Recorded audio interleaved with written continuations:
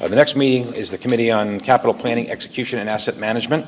Today's meeting on the Committee of Capital Planning, Execution, and Asset Management is being held in public. I ask the Secretary to advise of the composition and any recusals. Thank you. The Committee on Capital Planning, Execution, and Asset Management is composed of Vice Chairman Linford, the Committee Chair, Chairman O'Toole, the Committee Vice Chair, and Commissioners Helmy, LaBarbera, and Rosado. All committee members are present with the exception of Vice Chairman Linford. Commissioners LaBarbera and Rosado are remote. In addition to the committee members, Commissioners Bolwage, Cohen, Eve, Fisher, Kelly, McCabe, and Richardson are also present. Commissioner Fisher is participating remotely. There are no recusals required. Great, thank you. Now call upon the Director of Aviation Redevelopment, Jackie McCarthy, to present an item that would authorize a project to provide a new at-grade access to Newark Liberty International Airport. Jackie, welcome. And before you start, Jackie, where's Sia? Tell Sia, be patient, Mom and Dad. We're going to get to you after two more items on the agenda. How's that sound? You're good? Mom, she'll be patient? All right. Jackie, it's on you.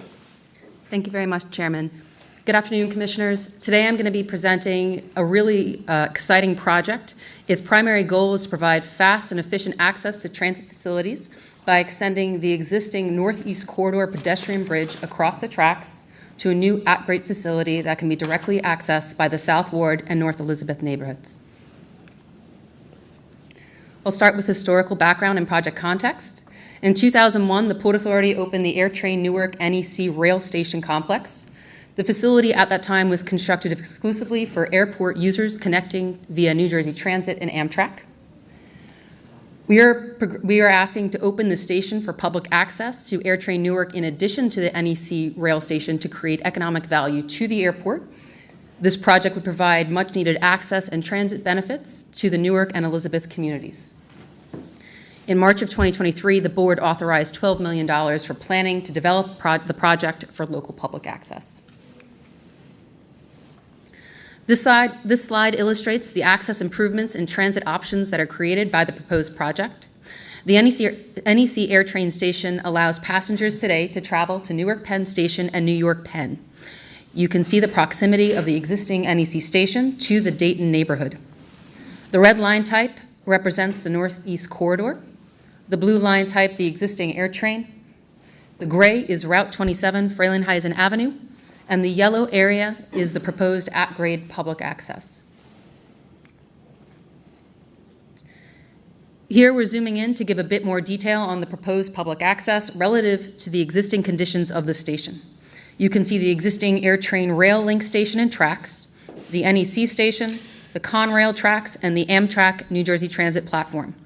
You'll note that there is no existing access from the neighborhood today. We're also showing where the proposed pedestrian access bridge would extend westward into the adjacent property. The project scope. This is the westward extension of the NEC station's above-grade pedestrian bridge, which you can see in the preliminary conceptual layout to the right. The facility will provide access and egress with elevators and escalators to grade. The station will be ADA accessible with ticket vending machines and real-time information displayed for train and bus schedules. It includes pedestrian and bicycle access to and from Frelinghuysen Avenue, as well as pickup drop-off lanes for buses and taxis for hire vehicles and a cell phone lot for private vehicles. The extension is approximated at 16,350 square feet with the enclosed pedestrian bridge. The project benefits for the new multimodal access include provide an additional public access point for users of Newark Liberty International Airport, provide a larger footprint for location of airport-related businesses and spur transit-oriented airport development around the NEC station, adding economic value to the airport, the breakdown of existing barriers for the neighboring communities to jobs and transit services, and provide important benefits to the Newark and Elizabeth communities and its key constituencies for current and future development.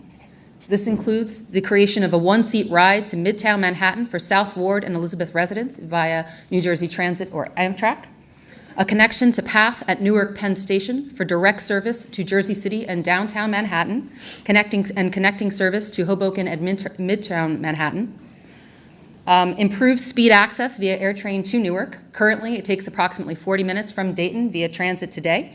This would improve via the NEC rail link to Terminal B to 9 minutes. And improve speed access from Dayton to Newark Penn Station, which today takes approximately 40 minutes via bus and will be reduced down to approximately 7 minutes. Since March of 2023, part of our planning effort has included significant external engagement, which we will continue moving forward in all future phases of the project. We've held town halls in Newark South Ward in October of 2023. We've had governmental outreach with the state of New Jersey, the city of Newark, the city of Elizabeth, legislative districts and congressional delegation, and technical stakeholder and coordination meetings with New Jersey Transit, Amtrak, and NJDOT, FAA, and PSENG. Going forward, we'll continue extensive and regular civic and community engagement throughout the final design and construction phases of the project via direct outreach to civic organizations, additional town hall meetings in local area prior to the start of construction, and periodic status updates as needed and requested throughout the project construction. Based upon our project advancement, we're looking at a total project amount of $160 million. That's inclusive of $122 million for construction, $14 million for planning, engineering, and support services, and $24 million in agency allocation and soft costs. As we complete our design, we're looking at an anticipated contract award in 2025 and a targeted construction completion in 2026. This project is anticipated to provide 1,380 total job years, both directly and indirectly, $125.1 million in wages generated, and $291.1 million in economic activity over the life of the project.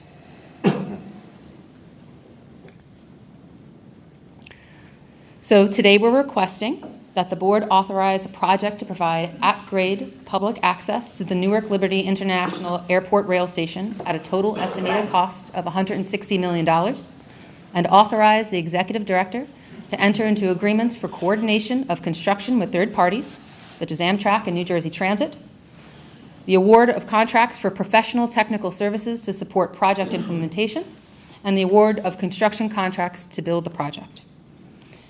Absent any questions, we recommend to advance this vote for approval. Thank you very much for your consideration. Thank you, Jackie. Let me just turn to Commissioner Bulwich for a minute. This is something that I think, well, we see on paper the costs, we see on paper the benefits, economic development, but to see the transportation lines go from 40 minutes to 7 minutes, both in Newark and Elizabeth. Commissioner Bulwich, just talk about in terms of the quality of life, what it really means to those folks in Elizabeth and in Newark. So this access, when this was built 40 years ago, a lot of the residents would have liked to seen access at that time, and has explained to us that was not possible based on certain rules and regulations.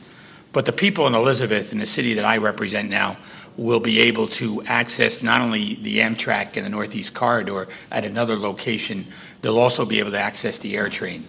I talked to a few people and they're like, wow, if I could just drop somebody off at a parking lot and they get on an air train and then get to the terminals, it's much quicker rather than navigating some of the traffic during peak hours at the airport. So this is a great plus. Huge. And I look forward to the commissioners voting in favor of this. Great, thanks. Any other commissioner? Commissioner Eve. Yes, I just, obviously, Commissioner Bulwich, very close to the situation, and I think you know, Mr. Chairman, even though I'm a native of Buffalo, go Bills, proudly, and New York City is my home, I had the honor and privilege of working in Newark, not too far from the South Ward, for almost a decade. We haven't been able to talk about this project publicly, but we have all, and I know I've been extraordinarily excited about the project since the very just stellar work that's been done by the team and with the community to move this forward. As you have alluded to in the past, and as Commissioner Bulwich said, this is righting a wrong. This is righting a wrong of the past. And in addition to all the economic benefits, we can't really fully quantify how game-changing, to Commissioner Bolich's point, this is going to be for people who call Elizabeth home and people who call Newark, particularly the South Ward, home. And I'm just so very proud. It may not be the biggest project that the port has done. Certainly it's not. But I think in terms of righting a wrong of the past, and the game-changing benefits that will be to residents who so deserve this, this is a really proud day, in my view, for the port and our work, and particularly in support of those communities, and the economic benefits, obviously, that'll inure to not just residents of those communities, but residents throughout the region. So, not a New Jersey resident, but a proud former Newark, New Jersey worker, and just really proud of the team that has done such great work to bring us to this point. Thank you, Commissioner. Well, we consider you a New Jersey, just so you know, given your 12 years of service. To your point, while this may not be the biggest at $160 million, you asked the people in Newark and Elizabeth, to them, this is absolutely monumentally game-changing. It's as big as it gets for them to give them access to schools and work and economic opportunity and public transportation. And they're going to save an hour and a half each way. Think about that in their quality of life. So, anybody else before we ask for a motion from a committee member? Jackie, thank you very much for that presentation. May I have a motion from the committee member not recused? Need a motion? Second? Need a second, please? Second. Okay. Second. Any objections? None. Thank you, Winston. No objections? Motion's passed, and we're moving ahead to the public board. Thank you. Derek, welcome aboard before we go into our public. I know Sia's getting a little anxious over there. We're going to get to you. Chief Development Officer Derek Utter to present to you 2023 capital performance results. Derek. Great. Thank you, Chairman. Good afternoon, Commissioners. I'm here today to provide a review of the 2023 full year of capital plan results. Just in summary, spending was $2.1 billion, which was flat from 2022, at about 73% of what we had budgeted at the beginning of the year. We hit 81% of our scheduled milestones, which is a little bit lower than our target of trying to hit at least 90% goal each year. And I would just editorialize, we are pretty tough graders on ourselves on the scheduled milestones, which I'll mention in a second. If you look back at the last several years on our spending, we typically do spend a little bit less than our budget each year. We like to spend as close as possible, like 90% plus of our budget, to ensure that the engine of our capital projects are just moving ahead.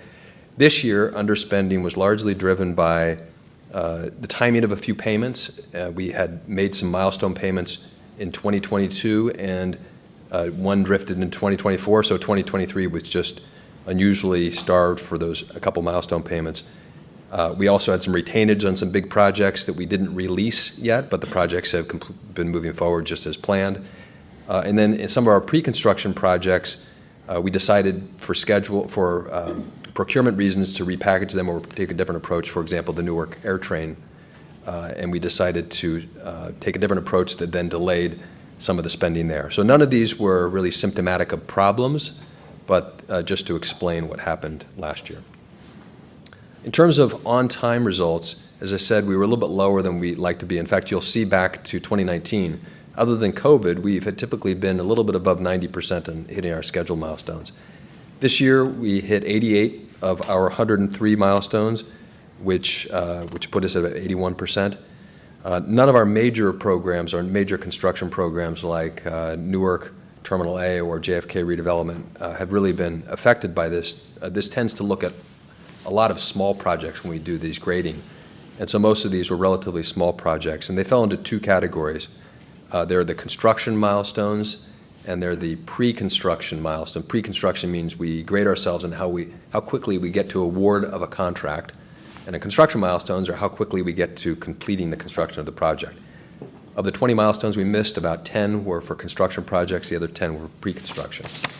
When we went back and analyzed the 20 misses very carefully, what we found is there are a couple of areas for improvement. This is where we're really going to focus this coming year. And this is really the benefit of tracking this so closely, is that we found that in our internal process prior to awarding contracts, we need to streamline some of the steps in that process so that we don't take inordinately long in pre-construction.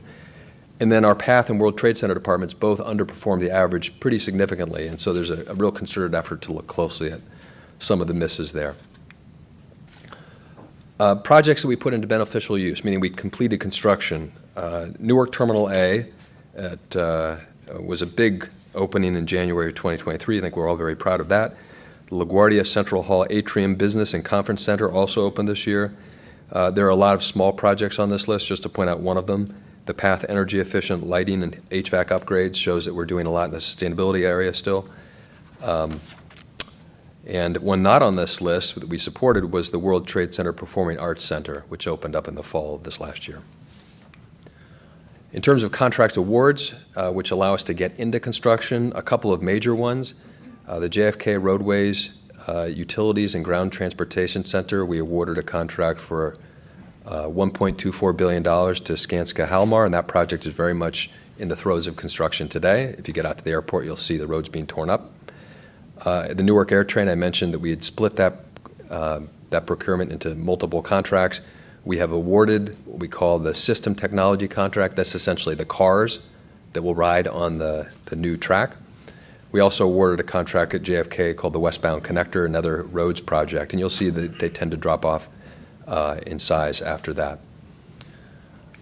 So that concludes my presentation. I'd be happy to take any questions. Great. Thank you very much, Derek. Any comments or questions from our commissioners? Derek, thanks for the update. And that concludes our meeting on the Committee of Capital Planning, Execution, and Asset Management.